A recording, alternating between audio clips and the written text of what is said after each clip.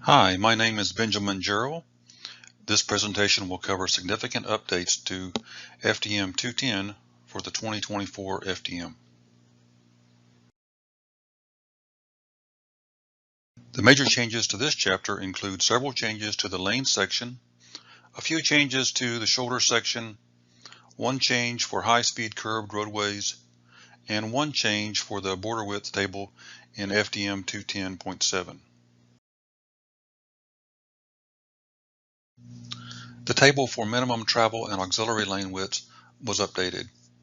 Note 2 was modified to allow for more flexibility on two-lane, two-way undivided roadways with low or very low design speeds. Travel lane widths for these roadways may now be reduced in C2T, C4, C5, and C6 contact classifications where the horizontal alignment is tangent or the curve radii are large enough to accommodate the design vehicle within the travel lane in accordance with Section 3.3.10 of the AASHTO Green Book. A paragraph was also added to this section, which refers to the AASHTO Green Book for guidance and information to accommodate large truck turning movements on undivided two-lane roadways in horizontal curves. We also added some notes in Exhibit 210-3 in response to district requests for clarification on the dimensions and angles provided in Exhibits 210-3 through 210-6. These notes were provided to clarify the original intent of these exhibits and how to apply the approach lane departure and curve designs based on design speeds. The transitions shown are based on low-speed roadways with tangent alignments and 12-foot travel lanes. In FDM 210.4.6, a sentence was added to restrict edgeline audible and vibratory treatments to lanes of 11 feet wide or greater. AVTs can be used on flush shoulder roadways with posted speeds greater than or equal to 50 miles per hour and are often used as mitigation strategies for deficient lanes or shoulder width.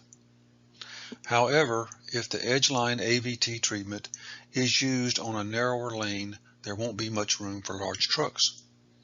Travel lane widths on a two-lane, two-way roadway, for example, are measured from the center line of the two-way roadway to 2 inches past the outside edge line, and an 8-inch wide edgeline rumble strip can encroach as much as 2 inches past the edge line into the travel lane, so a 10-foot wide lane with double yellow centerline pavement markings will only have 8.5 feet of space from the edge of the center line to the edge of the outside rumble strip.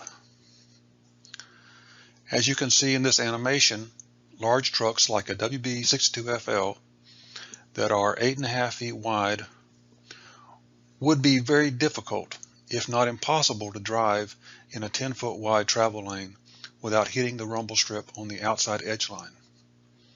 And this is why this change was made to limit edgeline AVTs to lanes with greater than or equal to 11 feet of width.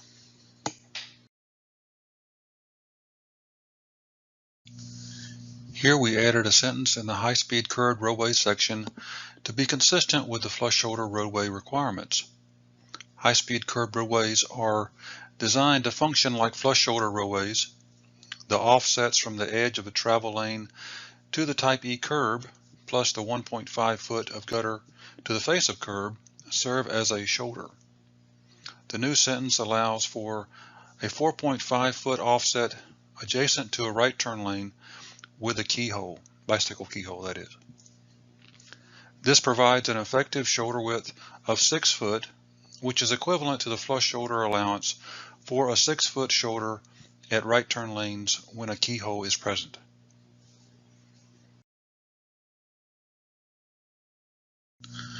Notes 2 and 3 were deleted and rewritten into one note in the minimum border width table. Some districts were approving a large number of border width design variations for resurfacing projects with no need for additional right-of-way. So Note 2 was rewritten to clarify the intent, provide more flexibility on these projects, and to reduce the number of design variations.